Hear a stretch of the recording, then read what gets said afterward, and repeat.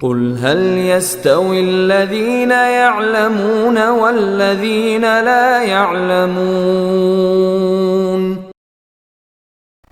معزز ناظرین و سامعین، السلام علیکم۔ ایک مرتبہ ایک دیہاتی صحابی آپ صلی اللہ علیہ وسلم کی طرف تشریف لا رہے تھے اور کہہ رہے تھے یا ابن ذبیحین، یا ابن ذبیحین، یعنی اے دو ذبیحوں کے بیٹے، اے دو ذبیحوں کے بیٹے۔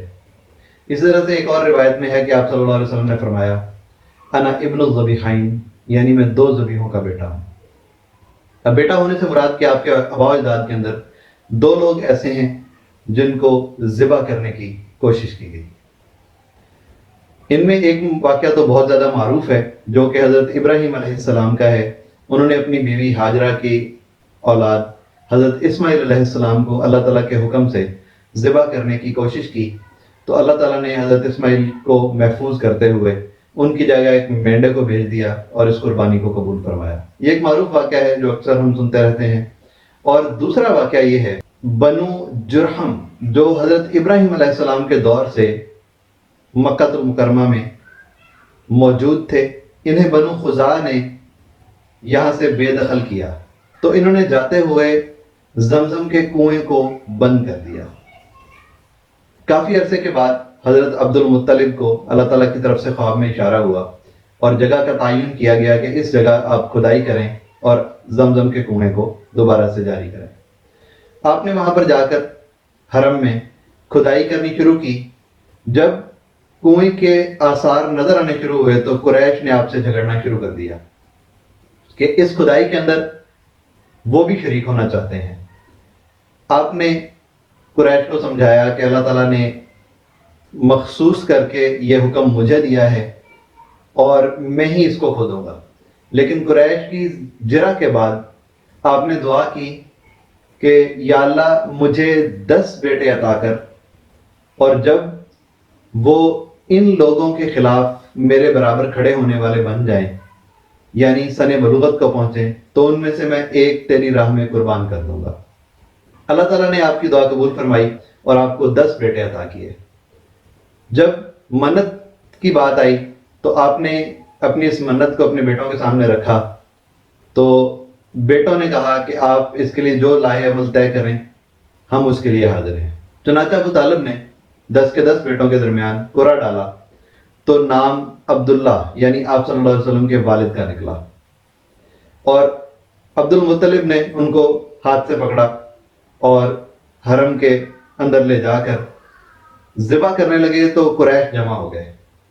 لیکن اپنی منت پوری کرنے کے لیے انہوں نے جب اپنے بیٹے کو ذبح کرنا چاہا تو قریش نے آپ کو روکا اور کہا کہ اگر آپ نے یہ کیا تو یہاں پھر یہ سلسلہ شروع ہو جائے گا اور ہمیں اپنی نسل بچانی مشکل ہو جائے گی۔ تو اس میں انہیں مشورہ دیا گیا کہ آپ ایسا کریں، ایک عورت ہے جس کے بارے میں مشہور ہے کہ وہ غائب کی باتوں کا علم رکھتی ہے، یا اس کے پاس کوئی ایسا موکل ہے جو اسے اس کی خبریں دیتا ہے، تو آپ اس کے پاس جائیں اور جا کر اس سے پوچھیں کہ آپ کو کیا کرنا چاہیے۔ قریش نے آپ کو رضامند کیا، آپ اس عورت کی طرف گئے اور جا کے اسے سارا حال بتایا۔ اس عورت نے کچھ وقت لیا اور اس کے بعد آپ کو بلا کر کہا کہ تم لوگوں کے درمیان دیت کیا ہے؟ تو انہوں نے کہا کہ ہمارے درمیان دیت 10 اونٹ ہے۔ انہوں نے کہا کہ آپ پھر اپنے علاقے کی طرف لوٹ جائیں اور جا کر 10 اونٹوں اور عبداللہ کے درمیان قرعہ ڈالیں، یعنی قرعہ اندازی کریں۔ اگر قرعہ عبداللہ کے نام کا نکلے تو آپ 10 اونٹ اور بڑھا دیں، 20 ہو جائیں گے، پھر قرعہ ڈالیں، پھر عبداللہ کے نام کا نکلے اور پھر آپ 10 بڑھا دیں۔ جب تک قرعہ اونٹوں کے نام کا نہ نکلے آپ 10 کر کے ان کو بڑھاتے چلے جائیں۔ چنانچہ عبد المطلب واپس مکہ آئے اور آ کر یہی کیا۔ عبد المطلب نے 10 اونٹوں اور عبداللہ کے نام کے درمیان قرعہ ڈالا تو قرعہ عبداللہ کے نام نکلا۔ پھر ان اونٹوں کو بڑھا کر 20 کیا گیا، 30 کیا گیا، 40 کیا گیا، کرتے کرتے جب تک اونٹ 100 نہیں کر دیے گئے قرعہ عبداللہ کے نام کا نکلتا رہا، اور جب اونٹ 100 کر دیے گئے تو قرعہ اونٹوں کے نام نکلا۔ پھر اس عمل پر تسلی کے لیے 3 مرتبہ اسے دہرایا گیا تو تینوں مرتبہ اونٹوں کا نام نکلا۔ عبد المطلب 100 اونٹوں کو لے کر صفا اور مروہ کے درمیان انہیں ذبح کیا اور اس طرح سے آپ صلی اللہ علیہ وسلم کے والد ذبح ہونے سے بچ گئے۔ تو یہی وہ بنیادی وجہ ہے جس کی وجہ سے آپ صلی اللہ علیہ وسلم کو کہا جاتا تھا یا ابن الذبیحین، یعنی دو ذبیحوں کے بیٹے، ایک ذبیح ذبیح اللہ یعنی حضرت اسماعیل علیہ السلام، اور ایک ذبیح آپ کے والد عبداللہ۔